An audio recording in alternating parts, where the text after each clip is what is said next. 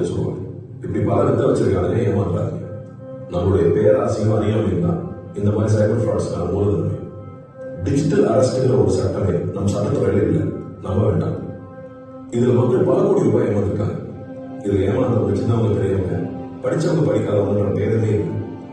வீட்டில் இருக்கிற எல்லாரையும் எச்சரிக்கை பண்ணுங்க, முக்கியமா பெரியவங்க. Let's build a safer digital world.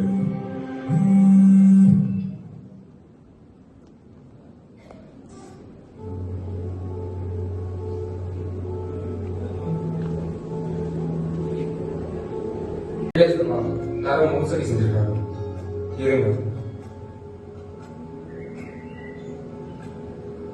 Hello, police.